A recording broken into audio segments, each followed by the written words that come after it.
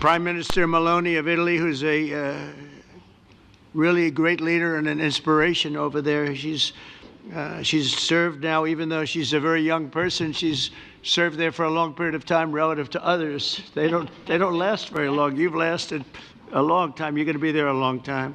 No, thank you for being so fair. Thank you, Donald. He goes through this every day. All the time. But he loves it. He loves it. For he does it always. I never want to speak with my friend. He's a very good player, golfer, you know. Yeah, I know. He went to college. But he says you always win.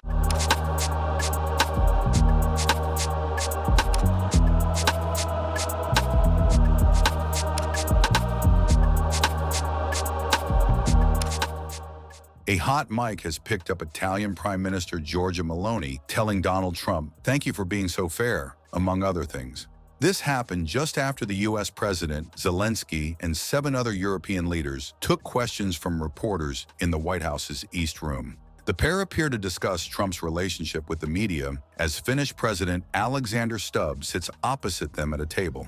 "Thank you for being so fair," Meloni says to Trump, according to a video that picked up the exchange. "You go through this every day?" Illogically, Stubb is heard asking, apparently referring to the time Trump spends talking to the media. "All the time," the U.S. president responds before Meloni interjects. "But he loves it, she said. "He does it always. I never want to speak to my press. He's a very good player golfer, you know?" Trump told Meloni. "I know," Meloni replied. No, thank you for being so fair. Thank you, Donald. He goes through this every day. All the time. But he loves it. He loves it. For he does it always. I never want to speak with my friend. He's a very good player, golfer, you know. Yeah, I know. He went to college. But he says you always win. U.S. President Trump also praised Giorgia Meloni with kind and complimentary words during the White House meeting. Her delighted expression and warm reaction quickly went viral, capturing attention online. President Macron of France, who's been with me from the beginning, one of the first people I met as a foreign dignitary, and I liked him from day one. And I like him even more now. That's pretty good. That's unusual. That's a pretty unusual thing.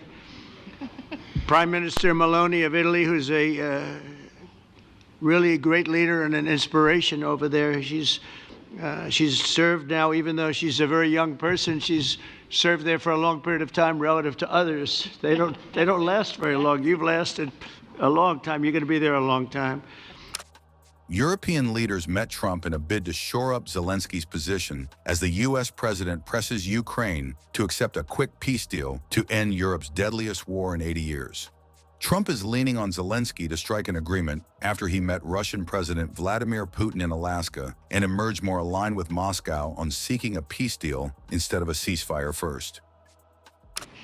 Chancellor Merz of Germany, who is a very strong person and a very strong leader and very highly respected in Germany. And he's my friend, and it's an honor to have him as my friend. Thank you very much. Very good. You look great with your tan. Where did you get that tan? I want to get a tan like that. That's true. President Stubb of Finland, and he's somebody that, where are we here? Huh? Where? I'm right here. Oh, you look better than I've ever seen you look.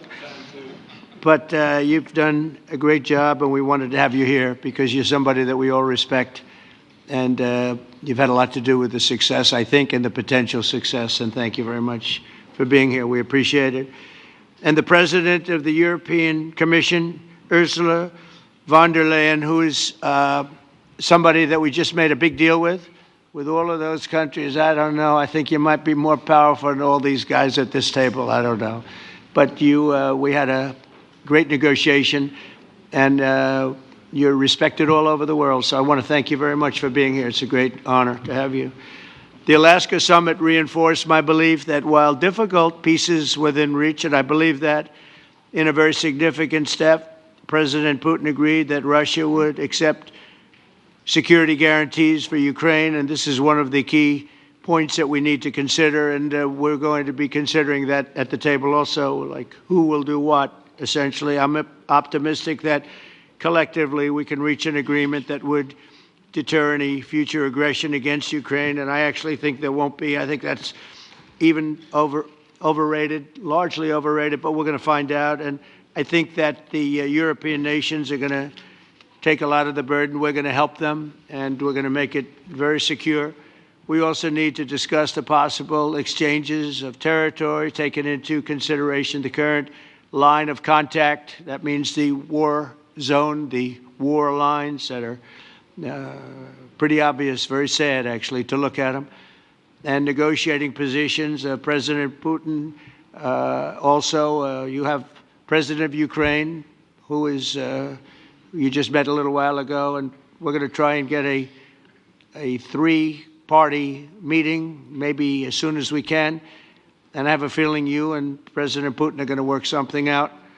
Ultimately, this is a decision that can only be made by President Zelensky and by the people of Ukraine working also together in agreement with President Putin. And I just think that's very good things are going to come of it. So I hope we have a good meeting. And if we can have a good meeting, I'll set up a meeting with President Putin.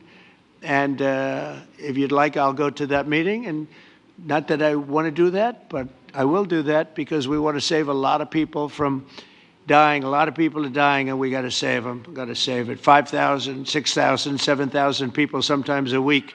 All of us would obviously prefer an immediate ceasefire while we work on a lasting peace, and maybe something like that could happen. As of this moment, it's not happening, but President Zelensky and President Putin can talk a little bit more about that. You know, in the 6 or so wars that we stopped, we haven't had a ceasefire. And so I don't know that it's necessary. You can do it through the war, but it would be, I like the ceasefire from another standpoint. You immediately stop the killing. But I believe a peace agreement at the end of all of this is something that's very attainable, and it can be done in the near future. With all of the wars that I got involved in, we only have this one left.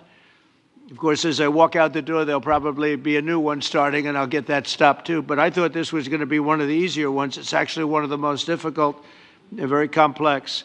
The next step would be for a trilateral meeting, and that will be worked out. And I just look forward to working and having a great result. We're going to spend a lot of time today talking about, and we're really honored you guys came over. I mean, these are the heads of major countries and respected all over Europe.